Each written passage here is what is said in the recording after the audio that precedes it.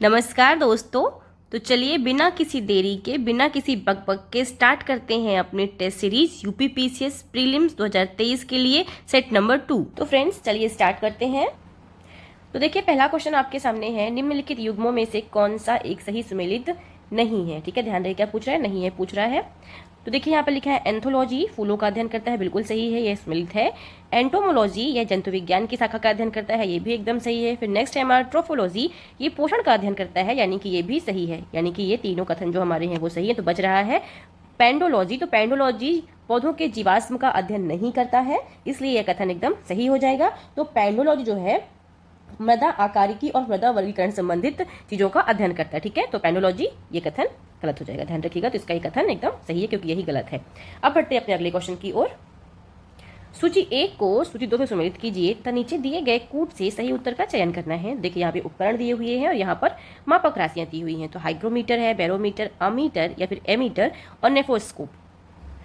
तो friends hygrometer जो उपकरण है इसे क्या मापते हैं, इसे मापते हैं हम आर्द्रता। ओके, और बैरोमीटर से वायुदाब मापने के लिए यूज होता है बैरोमीटर, तो वायुदाब आ गया। इसके बाद में एमीटर का जो यूज होता है फ्रेंड्स वह विद्युत प्रवाह के लिए होता है, ठीक है, या फिर विद्युत धारा के लिए। तो यहाँ पर ये हो जाएगा ए नंबर। अब आता है नेफोस्कोप, तो इसका सही आंसर क्या हो जाएगा, ऑप्शन नंबर 3, यानी कि बादल की गति। बादल की गति हो गई, बादल की ऊंचाइयाँ हो गई, दिशा हो गया, वेग को मापने के लिए इसका नेफोस्कोप का यूज किया जाता है। तो इस तरीके से इसका सही आंसर क्या होगा फ्रेंड्स, ऑप्शन नंबर बी। तो अगला क्वेश्चन है हमारा, गैल्वेनोमीटर शब्द संदर्भित है। इसका सही आंसर है फ्रेंड्स ऑप्शन नंबर ए, यानी कि विद्युत धारक की उपस्थिति का पता लगाने के लिए प्रयुक्त एक उपकरण है जिसको हम कहते हैं गैल्वेनोमीटर।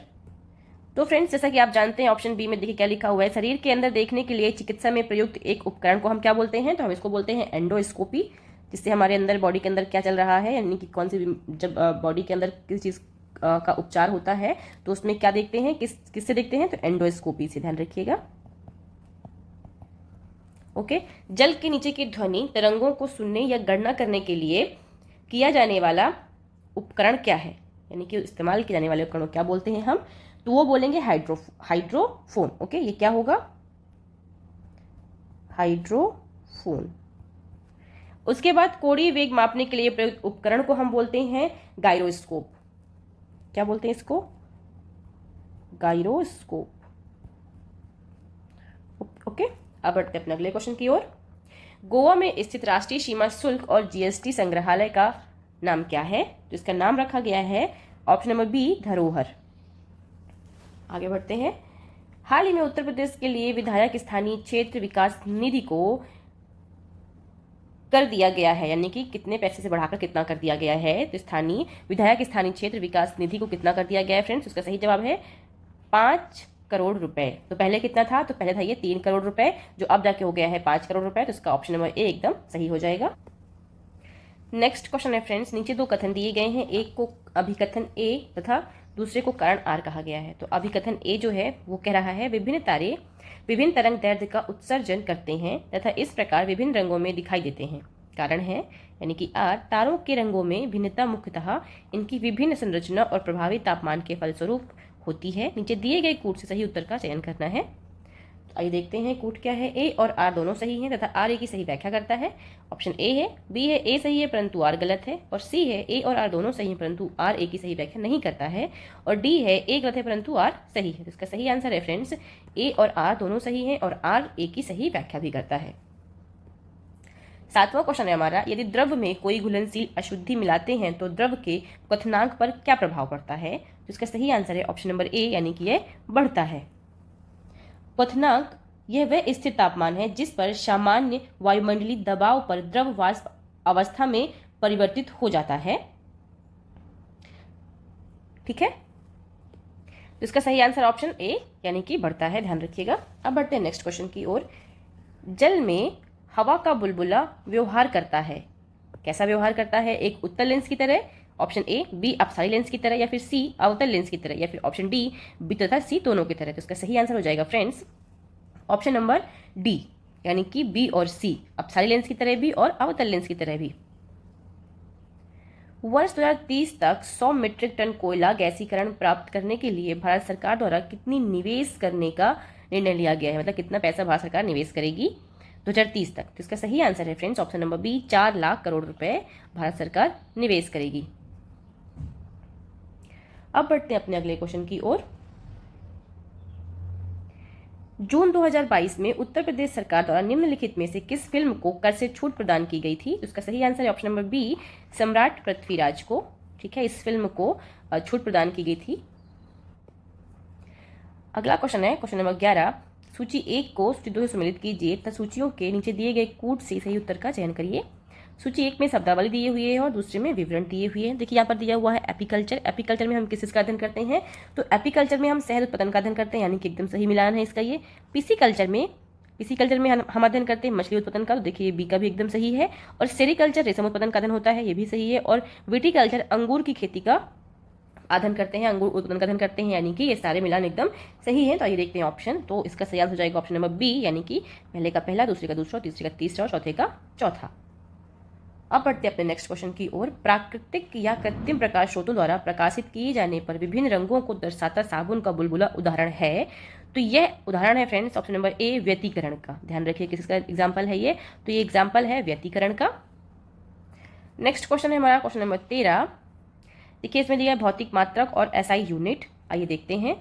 तो पदार्थ की मात्रा को जब हम मापते हैं तो किससे मापते हैं? मोल से। ध्यान रखिएगा, पदार्थ की मात्रा मोल से। और विद्युत धारा की जब हम बात करते हैं तो विद्युत धारा को हम नापते हैं एम्पियर से। वही जब हम ज्योति तीव्रता की बात करते हैं तो हम इसे नापते हैं कैंडेला से। और तापमान को हम मापते हैं केल्विन से। तो आइए इसका सही आंसर देखते हैं। तो इसका सही आंसर हो जाएगा ऑप्शन नंबर बी, यानी कि ए का दूसरा और बी का पहला और सी का चौथा और डी का तीसरा। अब बढ़ते हैं नेक्स्ट क्वेश्चन की ओर। भारतीय राष्ट्रीय अंतरिक्ष संवर्धन और प्राधिकरण केंद्र INSPEC का मुख्यालय कहाँ है? तो इसका सही आंसर है अहमदाबाद, यानी कि ऑप्शन नंबर सी। इसका सही आंसर है अहमदाबाद के भोपाल में इसका मुख्यालय है। अगला क्वेश्चन है हमारा क्वेश्चन नंबर 15। संत कबीर अकादमी और अनुसंधान केंद्र के संदर्भ में निम्नलिखित कथनों में से कौन सा या से सत्य है अथवा है? तो पहला है यह मध्य प्रदेश के सागर जिले में स्थित है। दूसरा है इसका उद्घाटन 5 जून 2022 को पूर्व राष्ट्रपति श्री रामनाथ कोविंद द्वारा किया गया था।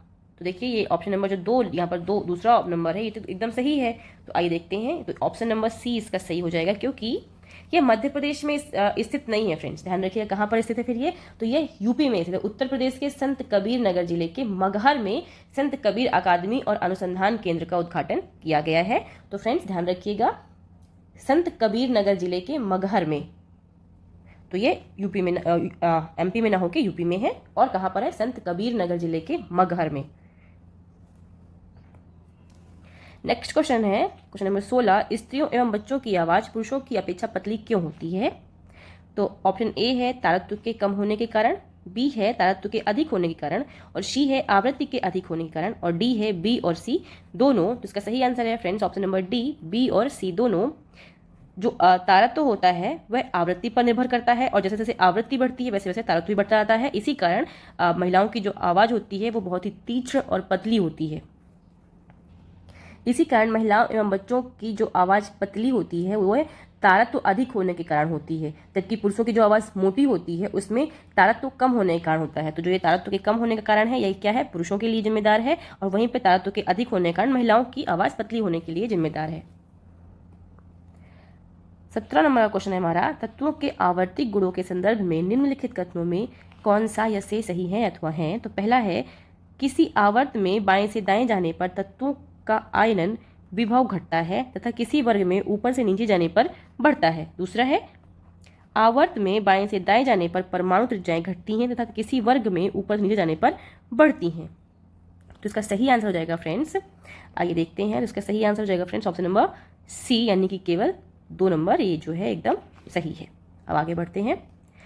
ठंड के दिनों में लोहे के गुटके और लकड़ी के गुटके को, ध्यान रखिए क्या बोल रहा है, लोहे के गुटके और लकड़ी के गुटके को प्रातःकाल छूने पर लोहे का गुटका क्यों ज़्यादा ठंडा लगता है?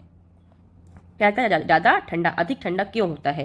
तो ऑप्शन ए है लोहे के गुटके का ताप लकड़ी के गुटके से कम होता है, बी है लकड़ी की तुलना में लोहा ऊष्मा का अच्छा चालक है, सी है लकड़ी की तुलना में लोहा ऊष्मा का खराब चालक है, या फिर डी लोहे का गुटका लकड़ी से भारी होता है। तो इसका सही आंसर हो जाएगा फ्रेंड्स ऑप्शन नंबर बी एकदम करेक्ट हो जाएगा। लकड़ी की तुलना में लोहा ऊष्मा का अच्छा चालक है, यानी कि जब शीत ऋतु में शरीर का जो हमारा तापमान होता है वह कमरे के तापमान से अधिक होता है, ठीक है। और जो लोहा है वह ऊष्मा का सुचालक है, तथा जो लकड़ी है वह ऊष्मा की क्या है, कुचालक होती है। इसीलिए लोहा जो है वह ज्यादा ठंडा लगता है हमको। अगला क्वेश्चन है, विश्व दुग्ध दिवस 2022 की थीम क्या थी? इसका सही आंसर है फ्रेंड्स, डेयरी नेट जीरो। और ये भी ध्यान रखिएगा कि 1 जून को विश्व दुग्ध दिवस मनाया जाता है। तो ये कब मनाया जाता है? 1 जून को। नेक्स्ट क्वेश्चन है, जून 2022 में उत्तर प्रदेश के निम्नलिखित में से किस विश्वविद्यालय ने राष्ट्रीय शिक्षा नीति 2020 को लागू करने के लिए एक प्रस्ताव तैयार करने हेतु एक समिति का गठन किया है? इसका सही आंसर है फ्रेंड्स ऑप्शन नंबर डी, यानी कि डॉक्टर APJ अब्दुल कलाम तकनीकी विश्वविद्यालय ने एक समिति का गठन किया है। किस चीज के लिए? तो राष्ट्रीय शिक्षा नीति 2020 को लागू करने के लिए। क्लोरोफाइसी के सदस्य समानता कहलाते हैं। इसका सही आंसर है फ्रेंड्स ऑप्शन नंबर सी, हरित शैवाल। ध्यान रखिएगा, क्लोरोफाइसी पूछ रहा है, ठीक है। तो क्लोरोफाइसी जो सदस्य होते हैं वो क्या है? हरित शैवाल। अब बढ़ते हैं अगले क्वेश्चन की ओर। निम्नलिखित में से कौन सा ध्वनि की गति से अधिक रफ्तार से चलने वाले नेट विमानों से उत्पन्न शोर है?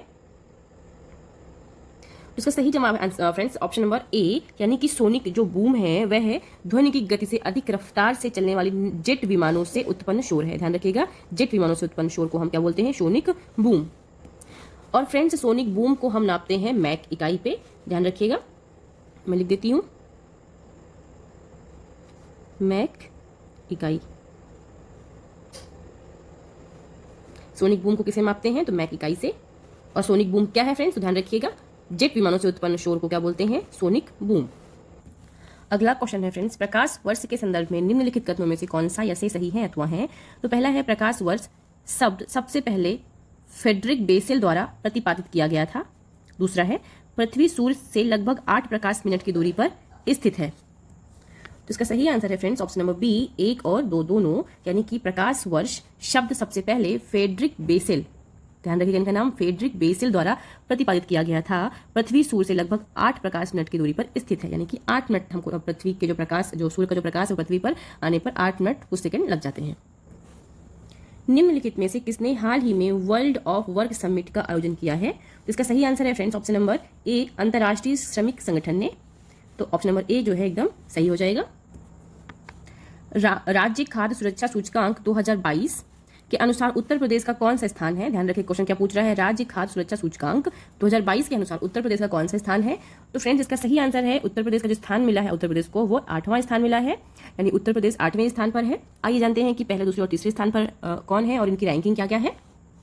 तो फ्रेंड्स खाद्य सुरक्षा सूचकांक 2021-22 में, यानी कि जो 2021-22 में डाटा आया अभी, तो तमिलनाडु है 17 बड़े राज्यों में 82, ठीक है। ध्यान रखिए कितने, यानी कि जो तमिलनाडु है, जो आपका तमिलनाडु है फ्रेंड्स, वो 82 नंबर्स के साथ में फर्स्ट रैंक पर है, ठीक है। और उसके बाद में गुजरात जो है फ्रेंड्स, गुजरात है 77.5 नंबर के साथ में सेकंड स्थान पर। और वहीं पर महाराष्ट्र, अगर हम महाराष्ट्र की बात करें तो महाराष्ट्र को 70 नंबर मिले हैं और ये है तीसरे स्थान पर। और अब हम बात करते हैं उत्तर प्रदेश की, तो उत्तर प्रदेश 54 नंबर के साथ आया हुआ है, 54.5 नंबर के साथ में 8वें स्थान पर है। और इसी के साथ में उड़ीसा भी है, यानी कि उड़ीसा को भी 8वां स्थान मिला है 54.5 मार्क्स के साथ में। तो इसका सही आंसर हो जाएगा ऑप्शन नंबर ए, 8वें स्थान पर उत्तर प्रदेश है, लेकिन पहले स्थान पर तमिलनाडु है, दूसरे पर गुजरात है और तीसरे पर महाराष्ट्र है। अब ये बात तो हो गई फ्रेंड्स बड़े राज्यों की। अब देखते हैं छोटे राज्यों में। तो छोटे राज्यों में पहले स्थान पर है गोवा,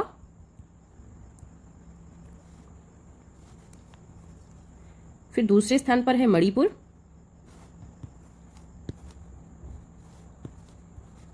दूसरे स्थान पर है फ्रेंड्स मणिपुर, और तीसरे स्थान पर है फ्रेंड्स सिक्किम। ध्यान रखिएगा। अब बात करते हैं और केंद्र शासित प्रदेशों में फ्रेंड्स, पहले नंबर पर है जम्मू और कश्मीर, ठीक है, फिर है दिल्ली और उसके बाद में है चंडीगढ़।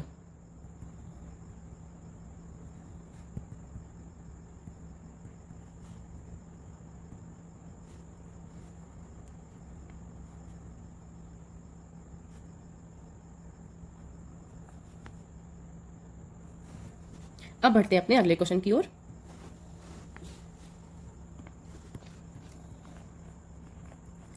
अब बढ़ते हैं अपने नेक्स्ट क्वेश्चन की ओर फ्रेंड्स।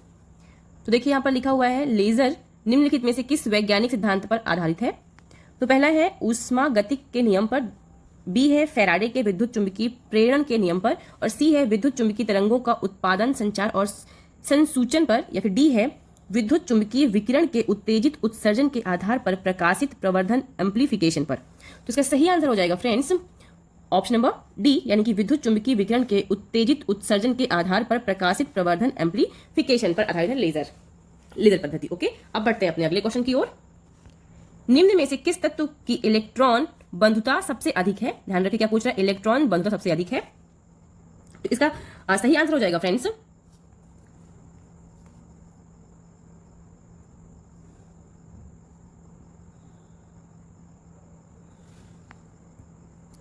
क्लोरीन। ओके, इसका सही आंसर क्या होगा फ्रेंड्स, क्लोरीन इसका सही आंसर हो जाएगा। अब बढ़ते हैं अपने अगले क्वेश्चन की ओर। वाहनों में पृष्ठ दृष्टि दर्पण के रूप में किस दर्पण को प्रयोग में लाया जाता है। तो इसका सही आंसर है फ्रेंड्स उत्तल दर्पण को, ध्यान रखिएगा। अब बढ़ते हैं अगले क्वेश्चन की ओर। हाल ही में किस राज्य को विश्व तंबाकू निषेध दिवस पुरस्कार 2022 से सम्मानित किया गया है। तो इसका सही आंसर हो जाएगा फ्रेंड्स ऑप्शन नंबर डी, यानी कि झारखंड को। उत्तर प्रदेश का पहला कार्बन मुक्त क्षेत्र होगा। इसका सही जवाब है friends option number B, Kashi Vishwanath Dham. 8 June 2022 को वाराणसी मंडलायुक्त ने अवगत कराया है कि काशी विश्वनाथ धाम क्षेत्र को कार्बन मुक्त बनाने के लिए मंदिर प्रशासन ने पहल शुरू कर दी है। यह राज्य का पहला ऐसा मंदिर होगा जो कार्बन और धूल के जो कण होंगे उनसे पूरी तरह से मुक्त होगा। अब बढ़ते हैं अगले क्वेश्चन की ओर। निम्नलिखित में से कौन सा भूरे शैवाल का उदाहरण क्या है, नहीं है। ध्यान से पढ़िएगा क्या पूछ रहा है, भूरे शैवाल का उदाहरण नहीं है। ठीक है, तो आपको क्वेश्चंस बहुत ध्यान से पढ़ने होते हैं कि क्या पूछ रहा है कि नहीं है। तो इसमें देखिए एक्टोकार्पस ये तो है, सारगैसम ये भी है, लेमिनेरिया ये भी है, तो कौन सा नहीं है, ऑप्शन नंबर डी जो है इसका एकदम सही हो जाएगा, यानी कि वोलवॉक्स जो है ये भूरे शैवाल का उदाहरण नहीं है। तो जो ये वोलवॉक्स है फ्रेंड्स, तो ये कैसा उदाहरण है, हरित शैवाल का।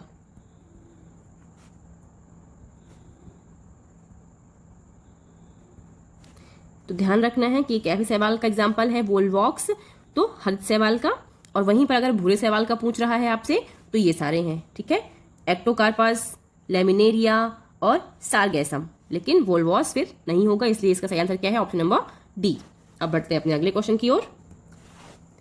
टेलीविजन के दूरस्थ नियंत्रण के लिए किस प्रकार के विद्युत चुंबकीय विकिरण का उपयोग किया जाता है। क्या पूछ रहा है फ्रेंड्स, तो टेलीविजन के दूरस्थ नियंत्रण के लिए किस प्रकार के विद्युत चुंबकीय विकिरण का उपयोग किया जाता है। तो फ्रेंड्स इसका सही आंसर क्या हो जाएगा, ऑप्शन नंबर ए, यानी कि अवरक्त का। ओके, अब बात आती है कि इसकी खोज की थी, अवरक्त विकिरण की खोज किसने की थी। तो इस अवरक्त विकिरण की खोज जो है विलियम हर्सेल ने की थी। किसने की थी फ्रेंड्स, तो विलियम हर्सेल ने। और वहीं पर पराबैंगनी जो किरणें होती हैं, इसकी खोज किसने की थी। देखिए क्योंकि ऐसे क्वेश्चंस फ्रेंड्स ना हमेशा एग्जाम्स में पूछे जाते हैं, तो इसलिए आप लोग इसको भी नोट डाउन कर लीजिएगा। इसकी खोज की थी जोहान विल्हेन ने। ठीक है, मैं लिख देती हूँ एक बार।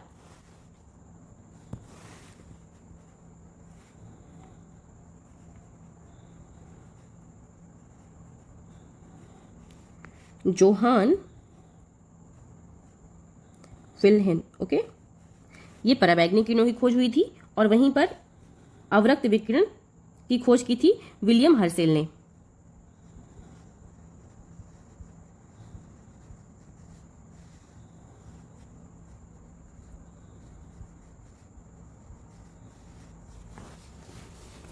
अब बढ़ते हैं अगले क्वेश्चन की ओर। तो फ्रेंड्स पायरोमीटर द्वारा निम्न में से किसे मापा जाता है। तो देखिए फ्रेंड्स यहाँ पर पहला ऑप्शन ए है वायुमंडलीय सापेक्ष आर्द्रता, बी है सतह का उच्च तापमान, और सी है जल की लवणता, और डी है रक्तचाप। तो इसका सही आंसर है फ्रेंड्स ऑप्शन नंबर बी, यानी कि सतह का उच्च तापमान। सतह के जो उच्च तापमान को नापते हैं उसे हम क्या बोलते हैं, पायरोमीटर। ठीक है, पायरोमीटर जो है वह एक प्रकार का रिमोट सेंसेसिंग रेडिएशन थर्मामीटर है। क्या है, रिमोट सेंसेसिंग रेडिएशन थर्मामीटर है, जिसका उपयोग सतह के उच्च तापमान को मापने के लिए किया जाता है। ठीक है, इसीलिए ऑप्शन बी सही है। अब बात करते हैं ऑप्शन नंबर ए, वायुमंडलीय सापेक्ष आर्द्रता किससे नापी जाती है? तो इसके जिस उपकरण से इसको नापते हैं उसका नाम है साइक्रोमीटर। ठीक है, इसका क्या नाम है फ्रेंड्स? साइक्रोमीटर। ओके, मैं लिख देती हूँ।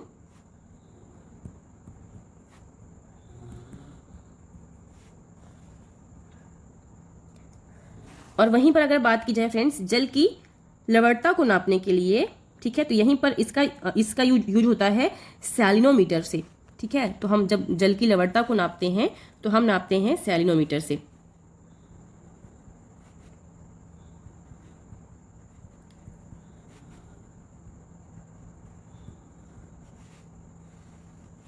और वहीं जब हम रक्तचाप मापने के लिए इस्तेमाल जिस यंत्र का करते हैं उसे हम बोलते हैं स्फिग्मोमैनोमीटर।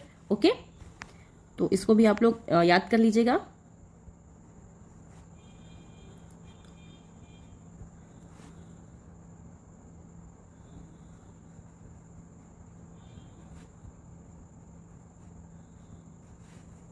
स्फिग्मोमैनोमीटर। ओके, तो देखिए आप लोग फिर से एक बार पढ़ लीजिए। सतह का उच्च तापमान जो नापता है वो उसे क्या बोलते हैं? तो उसे बोलते हैं बैरोमीटर। ठीक है, वायुमंडलीय सापेक्ष आर्द्रता साइक्रोमीटर, और वहीं जल की लवणता तो सैलिनोमीटर, और रक्तचाप मापते हैं तो sphygmomanometer.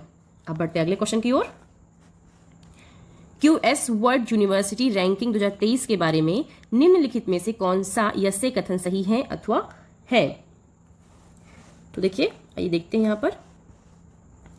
QS world university ranking का द्विवार्षिक प्रकाशन है। दूसरा है विश्व स्तर पर शीर्ष 1000 विश्वविद्यालयों की सूची में 27 भारतीय संस्थान शामिल हैं। नीचे दिए गए कूट से उत्तर का चयन करना है।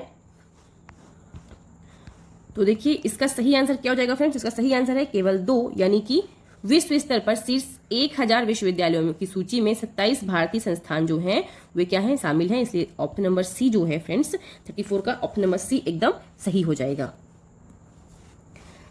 अगला क्वेश्चन है फ्रेंड्स, हाल ही में उत्तर प्रदेश सरकार द्वारा शुरू किया गया स्पैरो यूपी। ओके, ध्यान रखिए क्या नाम है इसका? स्पैरो यूपी पोर्टल किससे संबंधित है? तो आइए देखते हैं इसका सही आंसर कौन कौन दे पाता है। तो ऑप्शन ए है महिला सशक्तिकरण संबंधित है, बी है पीसीएस अधिकारियों की संपत्ति का विवरण उपलब्ध कराने संबंधित है, और सी है गरीब कल्याण योजना, और डी है छात्रवृत्ति वितरण संबंधित है। तो देखिए अधिकतर लोगों को ए, सी या डी लग रहा होगा, लेकिन नहीं फ्रेंड्स, इसका सही आंसर है ऑप्शन नंबर बी, पीसीएस अधिकारियों की संपत्ति का विवरण उपलब्ध कराने के लिए संबंधित है ये स्पैरो यूपी नामक पोर्टल। ठीक है, इसमें जो पीसीएस अधिकारियों को प्रत्येक वर्ष 1 जनवरी से लेकर 21 जनवरी के मध्य अपनी पूरी संपत्ति का हिसाब देना होगा। अगर वैसा नहीं करते हैं तो उनके ऊपर विभागीय जो कार्रवाइयां होती हैं वो होना स्टार्ट हो जाएंगी। अब बढ़ते हैं अपने अगले क्वेश्चन की ओर।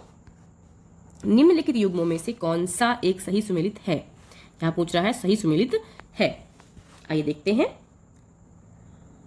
तो इसका सही सुमेलित है फ्रेंड्स पोर्ट्रोन चैडविक, ये नहीं। तो इसका सही सुमेलित है फ्रेंड्स पोर्ट्रॉन का रदरफोर्ड। ठीक है, यानी कि इसके प्रोटॉन में खोजकर्ता कौन है, यानी कि आविष्कारक कौन है? तो रदरफोर्ड है। तो इसका सही आंसर क्या हो जाएगा? प्रोटॉन का, यानी कि ऑप्शन नंबर बी जो है एकदम सही है। अब वहीं बात करते हैं फ्रेंड्स की पॉजिट्रॉन की खोज किसने की थी? ठीक है, न्यूट्रॉन की खोज किसने की है, और इलेक्ट्रॉन की खोज किसने की है? तो जैसे कि आप देख सकते हैं फ्रेंड्स, तो पॉजिट्रॉन की खोज जो है एडरसन ने की थी, ध्यान रखिएगा। वहीं पर बात आती है न्यूट्रॉन की, तो न्यूट्रॉन की खोज जेम्स चैडविक ने की थी। ओके, अब इलेक्ट्रॉन की खोज किसने की है फ्रेंड्स? तो इलेक्ट्रॉन की खोज करने वाले हैं थॉमसन। तो इसका सही आंसर क्या हो जाएगा फ्रेंड्स? ऑप्शन नंबर बी जो है वो सही सुमेलित है। बाकी आप लोग देख लीजिएगा और इसे याद भी कर लीजिएगा, क्योंकि ऐसे क्वेश्चंस पीसीएस में पूछ जाते हैं, आरओ में भी पूछ जाते हैं।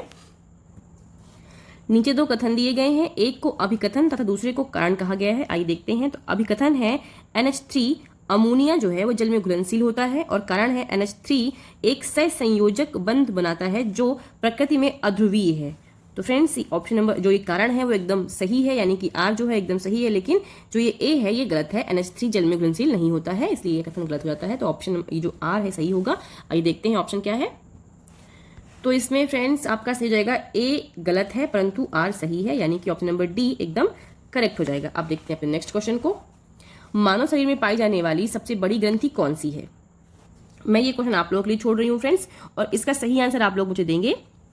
तो अब बढ़ते हैं अपने नेक्स्ट क्वेश्चन की ओर, क्योंकि एक बहुत ही आसान सवाल है जिससे मैं उम्मीद कर रही हूँ कि आप सभी को आ रहा होगा, और अगर आप लोगों को नहीं तो मैं लास्ट में इसका आंसर आप लोगों को कर दूंगी। अब बढ़ते हैं अपने नेक्स्ट क्वेश्चन की ओर। भारत में किस देश के साथ जून 2022 में उद्योग संक्रांति वार्ता की मेजबानी की है, यानी कि भारत ने किस देश के साथ जून 2022 में उद्योग संक्रांति वार्ता की मेजबानी की है। आप लोग क्वेश्चन कई बार पढ़ेंगे ना, तो आपको आंसर भी अपने आप रिकॉल हो जाएगा अगर आपने एक बार पढ़ रखा होगा। तो इसका सही answer option number B, Sweden के साथ। उत्तर प्रदेश के निम्नलिखित में से किस रेलवे स्टेशन को, ध्यान रख कहाँ के पूछ रहा है, तो यूपी के, हाल ही में इंडियन ग्रीन बिल्डिंग काउंसिल द्वारा ग्रीन रेटिंग दी गई है। तो ध्यान रखिएगा, आगरा कैंट को भी ग्रीन रेटिंग मिली है। किसके द्वारा, तो इंडियन ग्रीन बिल्डिंग काउंसिल द्वारा, और कहाँ का है, तो यूपी का है, आगरा कैंट। ओके, अब आगे बढ़ते हैं। ऑप्शन नंबर सी सही हो जाएगा। निम्नलिखित में से कौन सी एक उड़ने वाली मछली है, तो इसका सही आंसर हो जाएगा friends option number D, gold fish. Okay, जो गोल्ड फिश है वह उड़ने वाली मछली है। कुछ जानवरों के नाम भी होते हैं फ्रेंड्स जो मछलियों जैसे होते हैं, लेकिन वो क्या है, मछलियां नहीं है। ठीक है, मतलब कुछ जानवरों के ऐसे नाम रख देते हैं, सिर्फ पढ़ने में लगता है कि ऐसे ये मछली है, लेकिन मछली नहीं। जैसे उनके नाम है फ्रेंड्स जेली फिश। अब जो ये जेली फिश है ये क्या है, ये मछली नहीं है। ओके, फिर हैंग फिश, ओके, ये भी मछली नहीं है। और ये कटल फिश भी मछली नहीं है आपकी। सिल्वर फिश भी मछली नहीं है, स्टार फिश भी मछली नहीं है, डेविल फिश भी जो है मछली नहीं है, और क्रे फिश जो होती है वो भी मछली नहीं है। लेकिन इन सब के नाम, ये सब जानवर हैं, लेकिन इनके जो ऐसे जो नाम है ना फ्रेंड्स, वो लगते हैं कि ऐसे ये मछलियां हैं। अब हम जानते हैं कि कौन कौन सी मछलियां हैं जो उड़ती हैं और वो सच में मछलियां ही हैं। तो ये है friends cat fish, pipe fish, paddle fish, gold fish, globe fish और डॉग फिश आदि जो हैं, ये सब मछलियां वास्तविक मछलियां हैं जो उड़ती हैं। ओके, इसलिए जो ऑप्शन नंबर डी है, गोल्ड फिश दिया हुआ है, तो ये एकदम सही हो जाता है। तो आपको बाकी मछलियों के नाम भी याद होने चाहिए कि मान लीजिए गोल्ड फिश की जगह कोई और नाम आ जाए तो आपको पता हो कि कौन कौन सी मछलियां उड़ती हैं और कौन कौन सी नहीं उड़ती हैं। अब बढ़ते हैं अपने अगले क्वेश्चन की ओर। ड्यूरालुमिन के निर्माण में कौन सी धातु शामिल नहीं होती? देखिए क्या पूछा, नहीं होती है। तो एल्यूमिनियम होती है, मैग्नीशियम भी होता है, कॉपर भी होता है, लेकिन जो जिंक है फ्रेंड्स वो नहीं होता है। इसलिए ऑप्शन नंबर डी जो है एकदम सही हो जाएगा। अब जान लेते हैं कि ड्यूरालुमिन क्या होता है। तो ड्यूरालुमिन एक मिश्र धातु होती है जो दो या अधिक धातुओं या एक या अधिक धातु और एक अधातु के सामग्री मिश्रण को मिश्र धातु कहते हैं। ठीक है, ड्यूरालुमिन एल्यूमिनियम का मिश्र धातु होता है, यानी मिक्सर होता है। इसमें एल्यूमिनियम जो है 95% मिलती है, मैग्नीशियम 1% मिलता है तथा कॉपर जो है 4% मिलता है। ठीक है, ड्यूरालुमिन का प्रयोग जो होता है वही वायुयान, प्रेशर कुकर बनाने में किया जाता है। तो आई होप फ्रेंड्स आपको ये समझ में आ गया होगा। अब बढ़ते हैं अगले क्वेश्चन की ओर। तो न्यूटन के गति के नियमों के संदर्भ में निम्नलिखित कथनों में से कौन सा या से सही है अथवा है? तो पहला है गति का द्वितीय नियम क्रिया प्रतिक्रिया नियम के रूप में जाना जाता है। दूसरा है गति का तृतीय नियम वस्तु पर लगने वाले कुल बल और द्रव्यमान पर निर्भर करता है। ठीक है, नीचे दिए गए कूट से सही उत्तर का चयन करना है। तो फ्रेंड्स तो इसका सही आप हो जाएगा फ्रेंड्स ऑप्शन नंबर डी, ना तो एक और ना ही दो, यानी कि दोनों कथन क्या है, गलत है। अब आगे बढ़ते हैं।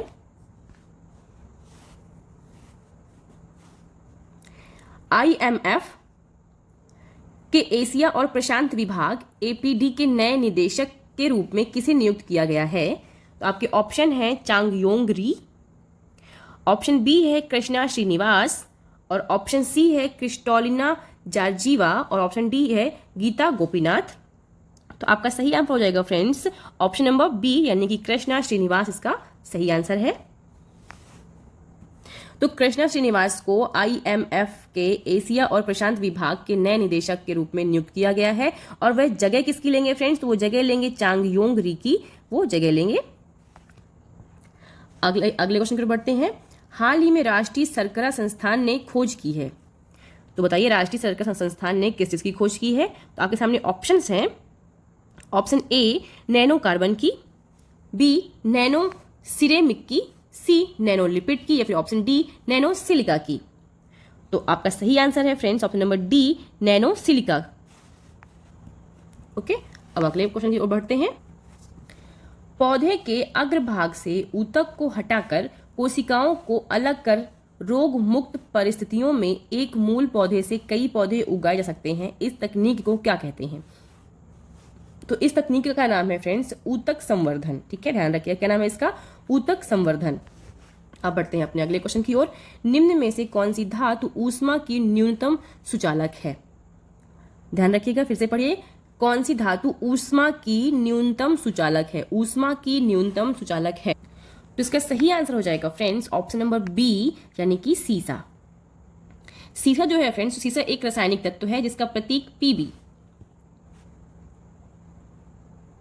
पीबी है और इसकी परमाणु संख्या 82 है, यानी कि 82 है। ठीक है, जो सीसा होता है नीले सफेद रंग की चमकदार धातु है। यह अत्यधिक मुलायम, आघातवर्धनी और विद्युत की अपेक्षाकृत कम सुचालक है। यह जंग प्रतिरोधी है, लेकिन वायु के संपर्क में आने पर धूमिल हो जाती है। ठीक है, सीसा जो है फ्रेंड्स, वह सीसा ऊष्मा का कुचालक है, क्योंकि यह आसानी से वायुमंडल के साथ प्रतिक्रिया करके लेड ऑक्साइड बना लेता है, इसलिए बी ऑप्शन एकदम सही हो जाता है। ठीक है, और जो चांदी होता है फ्रेंड्स, चांदी की ऊष्मा चालकता सबसे अधिक होती है और चांदी के बाद तांबा और एल्यूमिनियम का स्थान होता है। ठीक है, पारा की चालकता कम और सीसा की चालकता सबसे कम होती है। अगर यहाँ पर सीसा की जगह पारा होता तो हम पारा में लगाते, लेकिन सीसा है तो हम सीसा में, क्योंकि पारा की कम होती है लेकिन सीसा की उससे भी कम हो जाती है, इसलिए सीसा एकदम सही आंसर हो जाएगा। अब बढ़ते हैं अपने नेक्स्ट क्वेश्चन की ओर।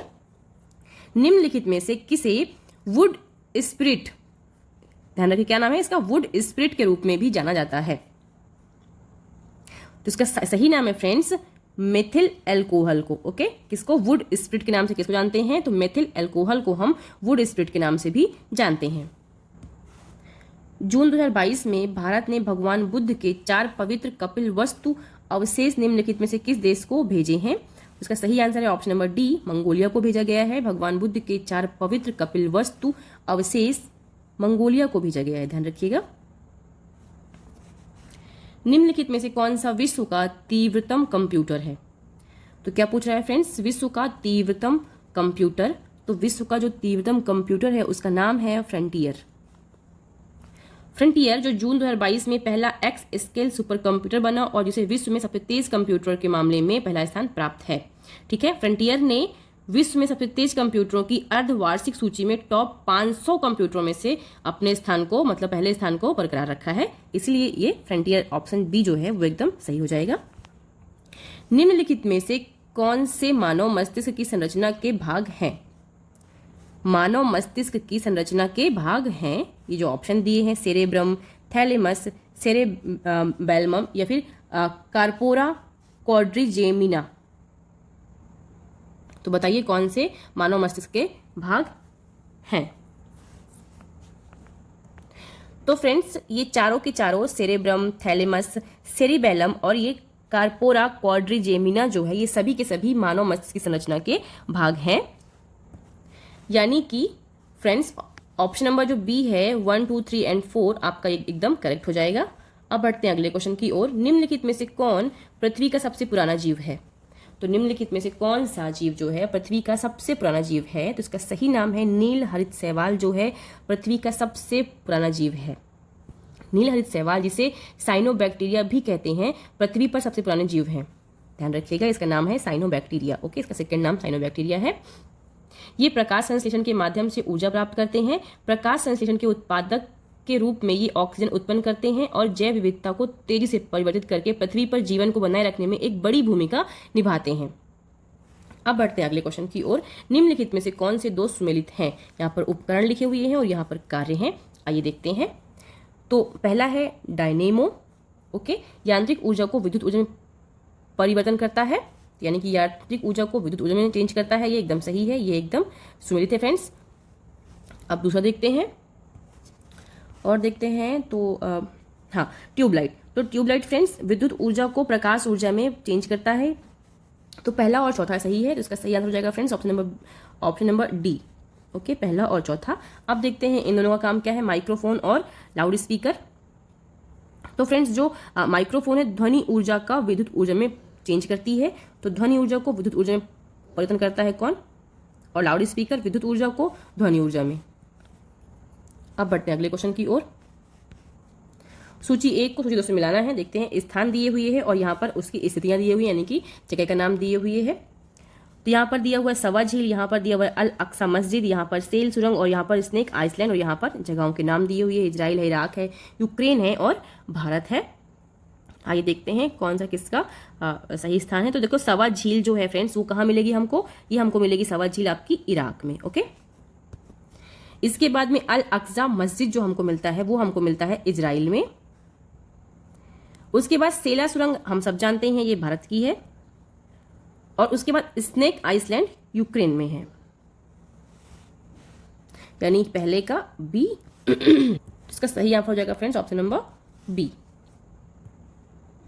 उत्तर प्रदेश स्थानांतरण नीति 2022 के संदर्भ में निम्नलिखित में से कौन सा या से कथन सही है। तो पहला है, उत्तर प्रदेश सरकार ने जिले में 5 वर्ष पूर्ण होने पर समूह ए एवं बी अधिकारियों के स्थानांतरण हेतु स्थानांतरण नीति 2022 का अनुमोदन किया है। और दूसरा है, समूह ए और बी के स्थानांतरण सवर्गवार कार्यरत अधिकारियों व कर्मचारियों की संख्या के सापेक्ष 20% तक किए जा सकते हैं। तो ये तो एकदम सही है, लेकिन जो पहला है वो एकदम गलत है। तो इसका सही आंसर फ्रेंड्स हो जाएगा ऑप्शन नंबर सी, यानी कि केवल 2 जो है उत्तर सही है। ठीक है, ये गलत है और ये एकदम सही है। आगे बढ़ते हैं। अम्लराज कहलाता है, तो अम्लराज कहलाता है फ्रेंड्स, तो इसका सही आंसर हो जाएगा हाँ ऑप्शन नंबर डी, नाइट्रिक अम्ल और हाइड्रोक्लोरिक अम्ल का मिश्रण जो है वो अम्लराज कहलाता है। तो ऑप्शन नंबर डी जो है एकदम सही हो जाएगा। जिंक सल्फाइड और बेरियम सल्फेट का जो मिश्रण है उसे हम कहते हैं लिथोपोन। ठीक है, इसे क्या बोलते हैं, लिथोपोन।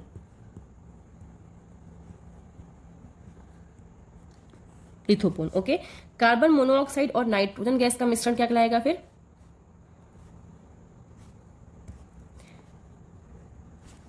इसे कहते हैं प्रोड्यूसर। ओके, प्रोड्यूसर गैस क्या बोलते हैं इसको। ये कैसा ईंधन है, ये बहुत ही सस्ता ईंधन है। अब देखिए यहाँ पे अभिक्रिया दिया हुआ है और यहाँ पर यौगिक दिए हुए है। तो जो संयोजन है, संयोजन अभिक्रिया है वे होगी C+O2 के साथ में। ठीक है, और उसके बाद में जो विस्थापन अभिक्रिया है वे होगी FeSO4 + Zn। इसके बाद में प्रतिस्थापन अभिक्रिया जो है वे होगी 1 नंबर, यानी कि C2H5Cl + KOH के साथ में। और अपघटन अभिक्रिया जो है वो होगी NaH के साथ में। तो इस तरह अगर देखा जाए तो इसका सही आंसर क्या होगा फ्रेंड्स, इसका सही आंसर हो जाएगा हाँ ऑप्शन नंबर ए जो है इसका एकदम करेक्ट आंसर हो जाएगा। अब बढ़ते हैं अपने अगले क्वेश्चन की ओर। निम्नलिखित में से कौन माता पिता के संतानों में वंशानुगत लक्षणों के हस्तांतरण को नियंत्रित करता है। फिर से पढ़िए, निम्नलिखित में से कौन माता पिता से संतानों में वंशानुगत लक्षणों के हस्तांतरण को नियंत्रित करता है। ऑप्शन ए है राइबोसोम, बी है प्लास्टिड, सी है जीन और डी है बायोटीन। तो इसका सही आंसर होगा option number C, gene. Ultra thin heteroprotein film में निम्नलिखित में से किस प्रोटीन का उपयोग किया गया था। इसका सही आंसर है बोवाइन सीरम एल्ब्यूमिन, और इसका चौथा हो जाएगा लाइसोजाइम, यानी कि दूसरा और चौथा। तो बी ऑप्शन एकदम करेक्ट हो जाएगा। श्रेष्ठ योजना के संदर्भ में निम्नलिखित में कौन सा या से कथन सही है अथवा है। तो पहला है ये शिक्षा मंत्रालय की एक पहल है। दूसरा है ये अनुसूचित जाति के छात्रों को समर्पित है। तो जो श्रेष्ठ योजना है एकदम सही है, ये अनुसूचित जाति के छात्रों को समर्पित है, यानी कि ऑप्शन नंबर जो सी है, जो ऑप्शन नंबर सी है वो एकदम सही हो जाएगा। लेकिन देखने वाली बात ये है कि ये किस मंत्रालय की पहल है। तो सामाजिक न्याय और अधिकारिता मंत्रालय ने श्रेष्ठ योजना की शुरुआत की है। तो ध्यान रखिएगा, सामाजिक न्याय और अधिकारिता मंत्रालय, ना कि शिक्षा मंत्रालय ने, ध्यान रखिएगा। अब बढ़ते अगले क्वेश्चन की ओर। Thanks for watching guys. अब हम आगे कंटिन्यू करेंगे सेकंड वीडियो में। तो 61 नंबर का क्वेश्चन से हम स्टार्ट करेंगे अपना सेकंड वीडियोस। तो चलिए मिलते हैं अपने दूसरे वीडियो पे। Bye bye, take care.